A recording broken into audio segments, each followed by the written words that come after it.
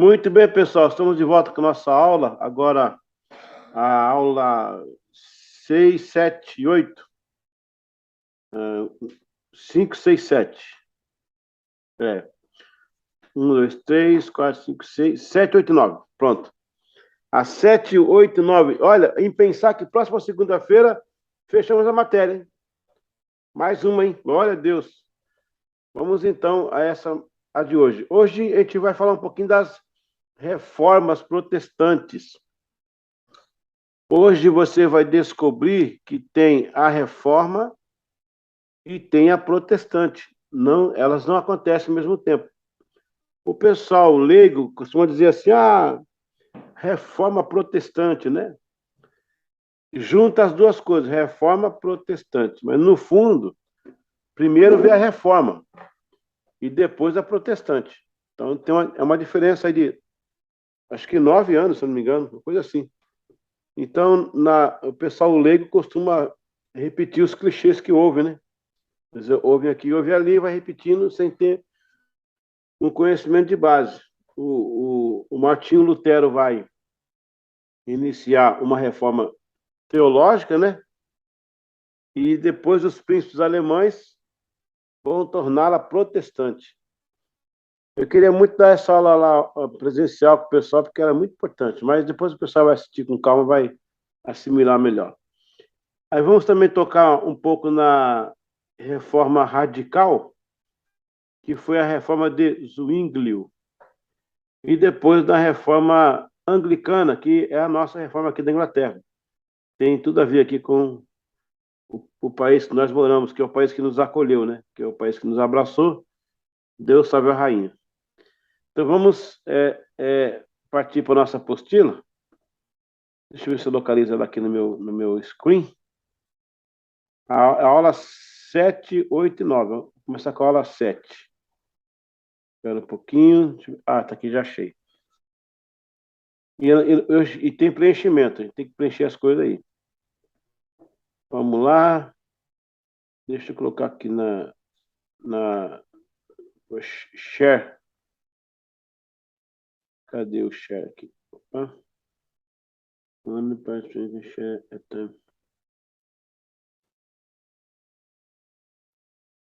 Alguém está querendo passar alguma coisa aqui, parece? Não estou conseguindo pegar. Peguei. Pronto. Vocês conseguem ver na tela aí? Opa. Consegue ver na tela a apostila, gente? Tá, né, Fernanda? Pronto. Bom, as palavras que estão em negrito aí, elas vão ser preenchidas na apostila que chamamos de apostila preenchível. Vamos então às palavras, né? Nós temos teológicas, não, temos mobilização,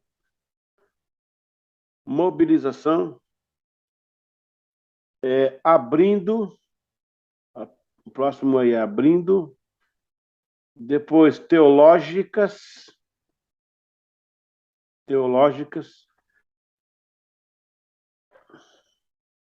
aí vem reforma, magistral, acho que deve ter duas lacunas aí, reforma magistral, aí repete reforma, mas agora é radical, a próxima, magistral, radical,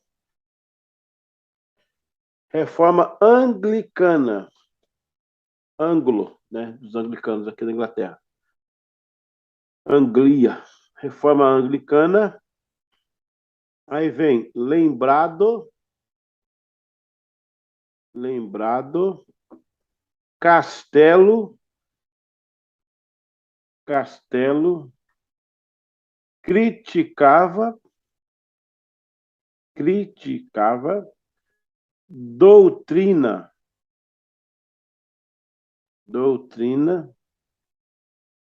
escritura, princípios e conhecidos. Vamos conferir aí. Será que a Lu pode ler, Lu, para conferir essas palavras aí?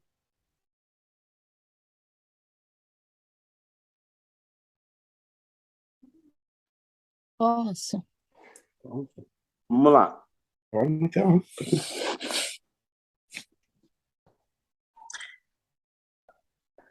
Mobilização, Ok, abrindo, ok, teológicas, certo, reforma, ok, reforma magistral, certo, reforma radical, ok, reforma anglicana, certo, lembrado, certo, castelo, ok, criticava, yes, doutrina, uhum, escrituras, ok, princípios, conhecidos. conhecidos. Pronto. Obrigado, Lucilene. Vamos ao texto, então. A reforma protestante foi uma mobilização em 3 vias. Importante isso aí, hein? Foram 3 reformas que aconteceram. O pessoal fala só na de Lutero, né? Mas tem mais 2 aí. Que desestruturou a hegemonia católica no século XVI, abrindo assim frentes novas, de novas propostas teológicas e de governo de igreja. Essas 3 vias são conhecidas como reforma magistral, isso vai cair em prova, reforma radical, reforma anglicana, magistral, radical, anglicana. A primeira por Martinho Lutero, lembrado pela publicação da sua nome de 5 teses, em 31 de outubro de 1517, na porta do castelo de Wittenberg. Ele criticava as vendas das indulgências, os abusos do clero, a forma de doutrina, tendo como base no que se entendia como um retorno às escrituras sagradas. Os princípios fundamentais extraídos da reforma protestante são conhecidos como as 5 solas. A sola fide, né? Sola fé, sola gratia, sola graça, sola escritura, sola escritura, soli deu e sola. Tem mais uma sola aí. Deixa eu lembrar aqui. Cheguei na 4, hein? Até que cheguei bem pertinho. Você lembra aí, Pedro? As 5? Não, né? 5 solas. Rapidinho já pulso aqui, ó. Ai, ai, ai. Ok. 5 solas. Tá aqui, ó. Já achei. Sola, sole Cristo. Que faltou. Logo Cristo, porque eu esqueci. Sola gratia, que é só a graça. Sola fide, que é somente a fé. Solos Christus, somente Cristo. Sola Escritura, só a Escritura. Soli Deu. A glória, só lhe deu glória, né? Glória somente a Deus. Então, somente a graça, somente a fé, somente Cristo, somente a Escritura, somente glória para Deus. Isso quebrava aí muita coisa que a Igreja Católica impunha sobre as pessoas. Quando ele fala sobre soli gratia, ele está se referindo, né, ao pensamento católico da salvação pelas obras, né? Quando ele fala só a fé, ele está indo de encontro às indulgências, à compra da salvação por outra coisa que não seja por fé, né? Quando ele fala somente Cristo, ele está destronando a figura do Papa, que era como se fosse o Cristo na Terra. Quando ele fala só a Escritura, ele rebenta com as encíclicas papais, as bulas papais, as dietas teológicas, né? E quando ele fala só ele deu a glória, ele está arrebentando com as más esculturas, com outras pessoas que eram canonizadas e feitas imagens para ser adoradas, né? Então, realmente, ele bate em cheio. É claro que as 5 solas, ela faz parte da reforma, né?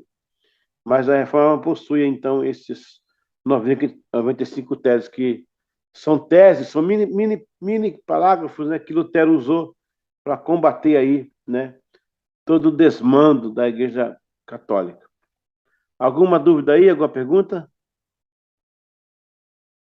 Então vamos aí à próxima reforma, que é a reforma radical. Então, a reforma luterana deu-se, então, 31 de outubro de 1700.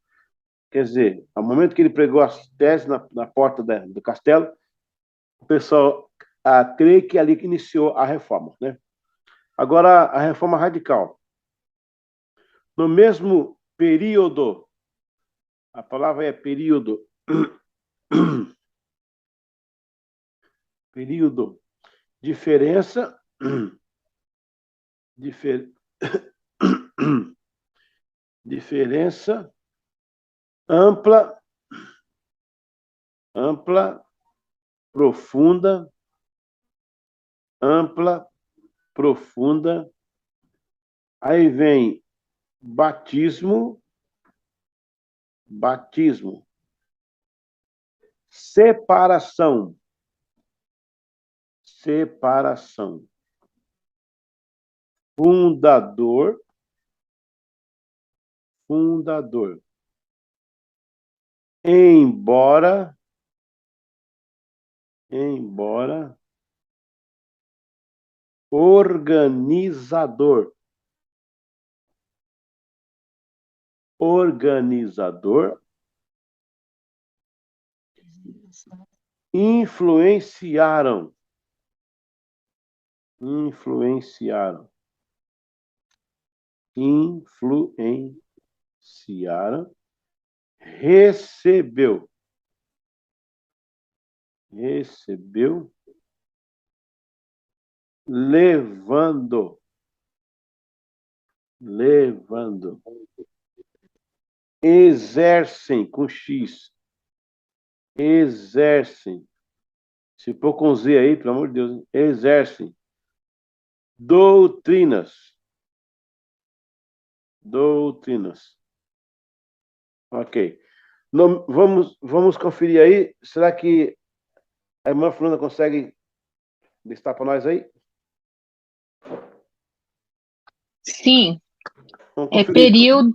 período, diferença, ampla, profunda, Ok. batismo, Uhum. separação, embora, organizador, influência, recebeu, levando, exercem e doutrinas. Faltou fundador aí? Antes do ir embora? Depois de separação? Fundador? Ou já estava aí? Fundador? É. Acho que já está aqui. Não, está aqui. Ah, tá aí. Suíça e fundador. Isso. Tá certo, então. Obrigado, irmã Ah, Fernanda. Vamos amém. à leitura. No mesmo período, com poucos anos de diferença, surge a reforma radical. Alguns grupos já protestantes ansiavam por uma reforma mais ampla e profunda. Entre esses grupos estão os anabatistas, que é rebatizar em grego, que pregavam o batismo por imersão, e a separação entre igreja e Estado. O Ulrico Zwinglio foi o líder da reforma suíça e fundador das igrejas reformadas suíças. Embora seu aspecto organizador não tenha prevalecido, porém suas ideias sim. Suas doutrinas influenciaram as confissões calvinistas. A sua reforma recebeu o apoio pelo magistrado e pela população de Zurique, levando às mudanças significativas na vida civil e em assuntos de Estado em Zurique. Na sequência, teólogos como Calvino, John Knox, Jacob Arminius exercem uma grande influência nestes movimentos, propriamente em suas doutrinas e forma de governo. É interessante notar o seguinte: o Zwinglio, que é um outro reformador, ele vai surgir depois de Lutero, uns 15 anos mais ou menos, o Zwinglio. O Zwinglio era um pastor de Zurique. Você sabe que o Zurique fica na Suíça, né? Fica na Suíça, é claro. O Zurique fica na Suíça. E ele era um pregador da catedral, ele era professor da Universidade da Suíça lá, e ele era um pregador. Uma pessoa comum, um pregador bem quisto e tal. Até que um dia, tempo de quaresma, a Igreja Católica diz que não pode comer carne, por causa da Semana Chamada Santa. Ele vai para casa de uma irmã da igreja, que o marido parece que não era crente, coisa assim, e o cara serviu uma salsicha. Aí ele comeu a salsicha. Essas coisas a história não conta direito, né? Ele comeu a salsicha na quaresma. Aí alguém denunciou ele para a prefeitura, que ele era pastor da central da cidade e estava dando mau exemplo, comendo salsicha na quaresma. A prefeitura mandou chamá-lo para ele se explicar diante do conselho da prefeitura. Foi nessa que ele falou: pera um pouquinho, eu comi a salsicha, sei lá, nem lembrei de quaresma, não era uma carne, era uma salsicha. Mas aí eu vou provar para eles que está tudo errado isso aí. Aí o Zwingli, ele foi estudar a Bíblia e chegou lá e jogou uma tese em cima deles, sobre o erro deles em querer forçar o pessoal a comer peixe na quaresma, e não carne. Nisso lhe custou alguns outros argumentos, ele acabou usando o púlpito para se defender, e aí ele começou uma reforma sem querer. A do Lutero que também foi sem querer. O Lutero colocou aquele aviso numa porta, gente. Tem pregador que não está no nosso seminário aqui, né, que não faz parte, e sai pregando por aí: Lutero esfregou na cara do Papa as 95 teses. Não foi nada disso. A porta que Lutero colocou as 95 teses, que era um papel, era uma porta que tipo seria hoje um zap. O pessoal anunciava carroça, roda, feno, vinho, queijo. Colocava lá, anunciava: eu tenho queijo para vender, eu tenho carroça, fale com fulano. E o Lutero colocou esse grampo, ele pregou essas 95 teses para os alunos, depois de copiar. Só que aí começou a divulgar. O pessoal começou a passar um para o outro. Na época já tinha imprensa do Gutenberg. Pronto, aí virou a reforma radical. O Zwingli foi diferente. Ele foi contestar sobre uma salsicha na Bíblia, acabou falando mais coisa. E aí, na igreja dele, aí de Zurique, dele mesmo lá, alguns grupos se levantaram e que hoje se tornaram grandes denominações na época. Não, desculpa, hoje, né? Na época eram só pessoas comuns da igreja. Eles começaram a questionar outros assuntos, acabou surgindo um monte de igreja. Por exemplo, Igreja Menonita, não sei se você já conhece a Igreja Menonita, é lá do Zwingli, é o rapaz chamado Menno Simon, né? Os Anabatistas, que é o Gerard Greb, né? Philip Mance, os Amishes, que é um grupo de pessoas que se recusa a viver em tempos modernos. Eles moram na fazenda, tem carroça, não tem rádio, não tem telefone. Eles ficam lá, tem muito na América deles lá. E no Brasil tem também, né? Tem também no Brasil, o pessoal assim lá. Aí tem os Quakers, que são os que tremiam, eles eram, tipo assim, muito assim, agitadores, né? Chamados de os Quakers. Inclusive tem aquela veia Quaker, outra, a veia Quaker é deles, desse pessoal aí, né?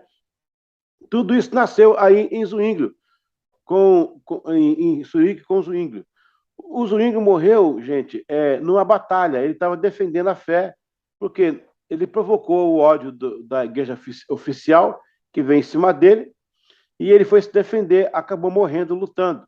Quando ele morre, o corpo dele foi esquartejado e moído. O corpo dele foi misturado com fenos para que os animais comessem. Uma coisa assim horrível que fizeram com ele, com o Zwingli. Então ele começa a reforma radical. Ele vai se encontrar com Lutero. Os dois se encontram uma vez só, lá em Marburgo, para discutir as questões que estavam fluindo das reformas. Eles só discordaram na Santa Ceia, que o Lutero cria, né, que a ceia era uma consubstanciação, ou seja, quando ela é ministrada na hora, vira o corpo e o sangue, depois não. E os Zwingli achavam que não, que era um memorial só. E aí outras coisinhas também acabaram se separando. Mas ele aí foi o que fez a reforma radical, ok? É isso aí. Que da onde vai vir os presbiterianos, os batistas, tipo assim, não é tudo dele, né? Mas uma boa parte dele, porque os presbiterianos também têm o pezinho lá na salinha da reforma magistral. Porque o presbiteriano são duas coisas que eles têm assim de ápices, né? É o governo representativo, que aí é coisa que foi da época, que era até um movimento anti-monarquismo, e a doutrina calvinista, que veio por João Calvino. Vamos mais uma reforma, a reforma anglicana agora, que tem a ver com a Inglaterra. As palavras são Inglaterra, diferenciada, Inglaterra diferenciada, envolvida, passional,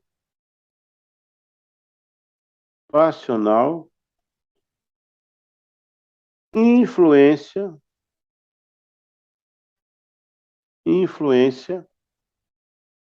contribuiu, rompimento, casado, com Catarina,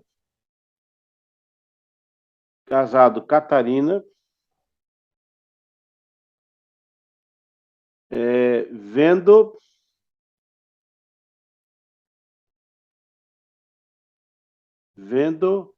pedindo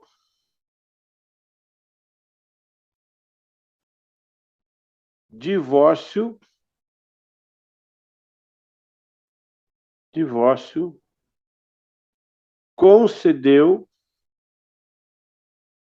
concedeu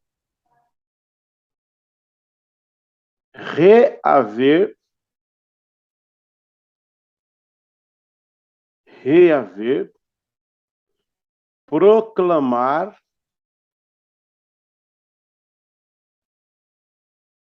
ato de supremacia,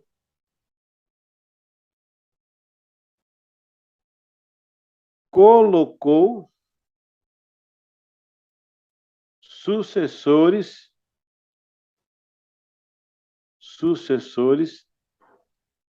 anglicanismo. Ô Pedro, você pode conferir para nós? Se não puder, tudo bem. Vamos lá. Inglaterra,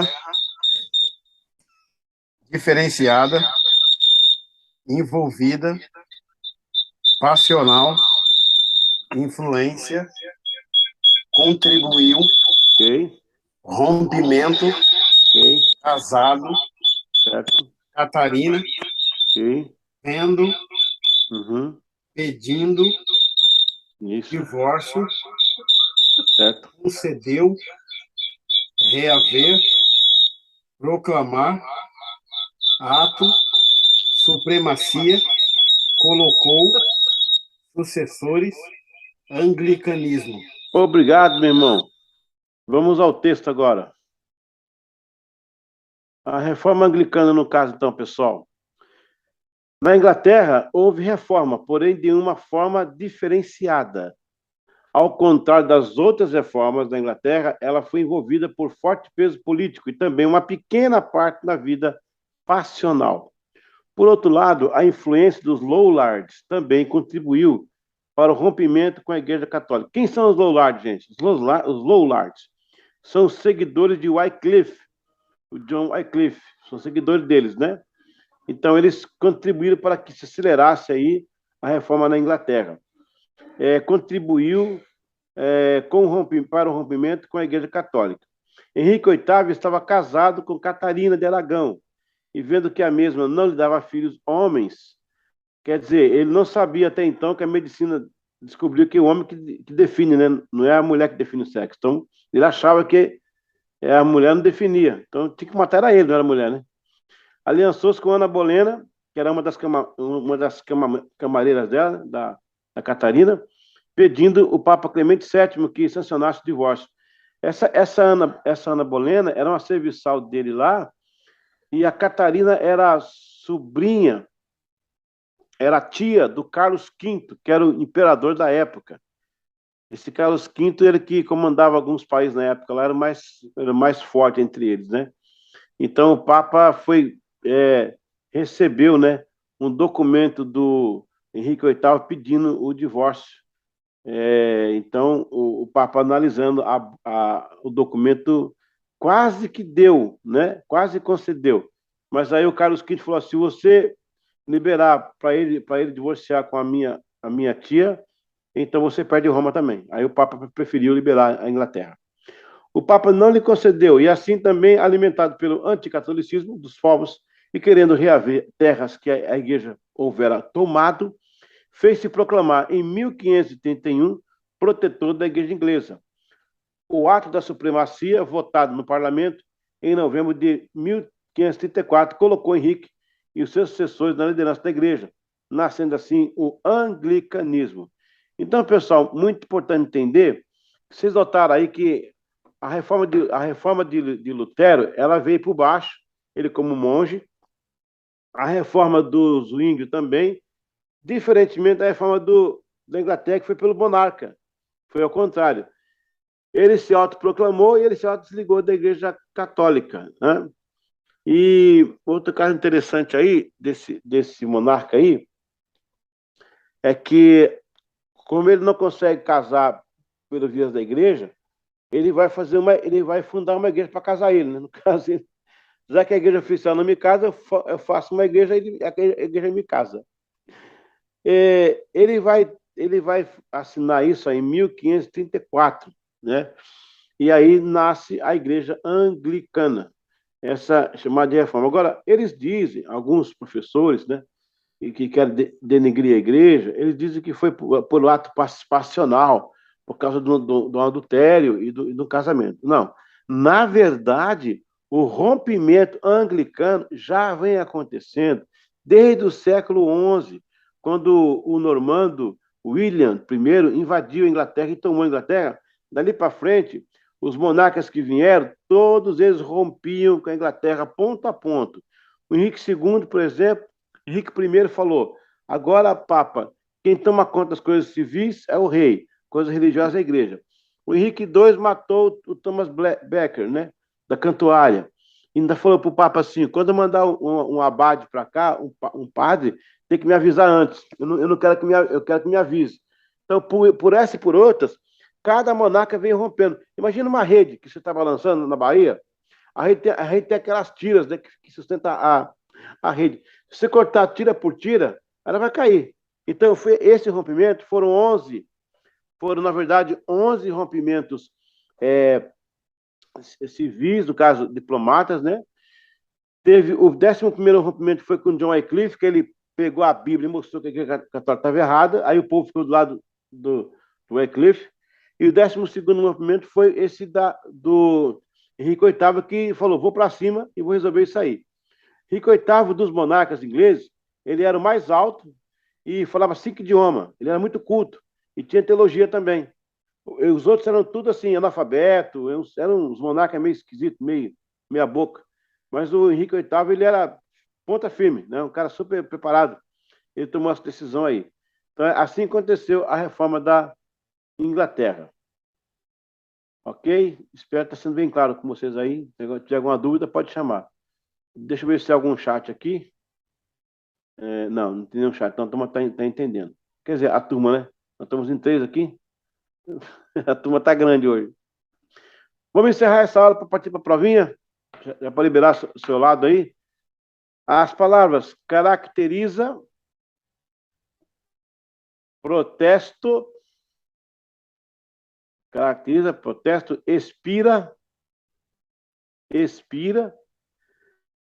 documento, contra,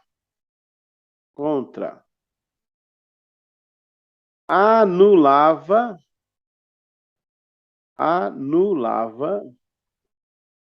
movimentação, grandes, encontraram,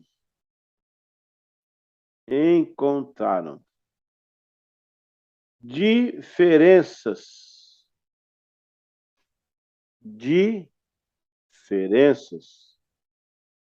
evento,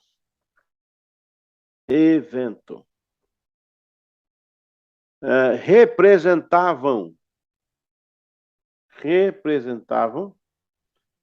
posição, perdido, inicia atrito. Inicia atrito, separação. Separação. Eu vou fazer a listagem, então. Vamos lá. Expira documento contra, anulava movimentação grandes, encontraram diferenças, evento, representavam posição, perdido, atrito, inicia, atrito, separação. Faltou alguma pergunta, não? Alguma frase, alguma palavra? Faltou nenhuma, não, né? Ok. Então, vamos lá, então. Faltou duas. Faltaram duas? As duas primeiras. Hã? Caracteriza e protesto? Ah, desculpa. Eu não li, não, né? Meu Deus. Vamos lá. O termo protestante nos lega a uma história que caracteriza o termo protestante. O real protesto ficou conhecido como Protesto de Espira. É um dos documentos mais importantes do protestantismo. Esse documento foi apresentado em 19 de abril de 1529 por 6 príncipes e 14 cidades alemãs do Sacro Império Romano, onde eles protestavam contra o Edito de Worms, do imperador Carlos V, onde o imperador anulava a liberdade religiosa, cuja conquista se dera em 1526. Esta movimentação provocou uma reunião entre os dois grandes reformadores da época, Lutero e Zwingli. Eles se encontraram em Marburgo, 1529. Estiveram delineando suas diferenças teológicas e depois do evento ficou marcado como disputa de Marburgo. Eram dois expoentes que representavam milhares de pessoas e, portanto, deviam uma posição mais adequada à população. Enquanto isso, e por outro lado, Roma e o catolicismo havia perdido tanto Lutero quanto Zwingli, seus seguidores, agora também a Inglaterra. Em 1529, a Inglaterra inicia seus primeiros movimentos em atrito com a Santa Sé e sob a liderança de Henrique VIII, a separação entre Roma e Igreja. Ok, explicando aqui esse detalhe, a tal da reforma protestante, ela vai acontecer, se é 29, então 17 foi a reforma protestante do Lutero, né, a magistral. Então eu tenho 18, 9, 20, 1, 2, 3, 4, 5, 6, 7, 8, 13 anos depois, né, que acontece a protestante. Então, deixa eu explicar direitinho para vocês. Quando Lutero escreveu 95 teses, ele foi chamado pelo Papa para se explicar. Foi chamado Dieta de Worms, né? Não é dieta de comer, não. É dieta porque ficar uns dias lá quieto, lá, meio de modo de falar. O Lutero defende e consegue se defender das teses todas, né? Só que aí o Papa havia planejado matá-lo. E alguém, né, falou, deixou vazar, o rei Frederico o Sábio pegou Lutero no vale com os cavalos e levou Lutero sequestrado para o castelo de Wartburg, onde ele ficou protegido da morte. Lá ele vai escrever o Novo Testamento em vernáculo alemão. Pois bem, isso foi uma época chamada assim. Aí quando começou a postar as 95 teses, o sermão dele, que foi um sermão também explicativo com relação a isso, dá-se início à reforma teológica. Vamos então entender aqui agora alguma coisa. O catolicismo romano estava com Carlos V, mas com aquela rachadura que deu dos papas, os papas estavam se rachando entre eles, chegou uma época que teve 3 papas do mundo, 3 papas. Lá em Constança, na Alemanha, em Roma e outro em Avignon, na França. Tudo começou quando um rei chamado Filipe, ele começou a brigar com o Papa. Ele prendeu um bispo, o Papa não gostou, mandou uma carta, ele respondeu, a coisa esquentou. Ele mandou pegar o Papa e sequestrar o Papa. Por isso que Roma hoje tem guarda, Roma tem exército, Roma protege o Papa, por causa dessas coisas. Ele foi e trouxe o Papa, o Urbano VIII. O Urbano VIII morreu de desgosto por causa disso aí. Ficou muito chateado, tanto que morreu de desgosto. Aí elegeram um outro Papa, só que esse Papa que foi eleito ficou com medo de voltar para Roma. Aí ficou lá em avião, muito tempo. Depois dele, mais 6 papas ficaram lá. 6 papas. Aí Roma cansou, disse, não, a gente tem que ter papa em Roma. Roma que é o lugar dos papas. E aí o clero romano elegeu um papa. Mas o clero francês foi contra esse papa. E aí ficou 2 papas agora. Um lá em Avignon, né? Ele, também eleito, né? E outro em Roma, eleito, mas desconsiderado pelos outros papas, que a maioria era francês. Com isso, a Alemanha não gostou dessa briga de papa e falou, então vamos eleger o nosso também.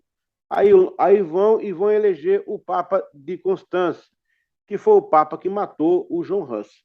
Aí nós temos em 1330 e 40, nessa região, 3 papas. O que significa isso, pessoal? Que a Igreja Católica estava ruída. Ela implodiu por dentro. Como é que pode uma empresa com 3 cabeças mandando, né? Tem que ter um majoritário. Você pode até ter 3 chefes, mas um chefe é majoritário. E o que acontece? Com isso, a igreja enfraqueceu, certo? Quando ela enfraqueceu, os reinos nacionais eclodiram. Opa, é a nossa vez. Por quê? A igreja católica tinha pegado terras, cobrava imposto e mandava e desmandava nos países. A igreja católica, ela coroava e descoroava pessoas, reis. O que acontece? Então, eles viram nessa fragilidade da igreja católica um período de bobeira e os reinos começaram a crescer com as suas bandeiras, com os seus hinos, com o seu idioma.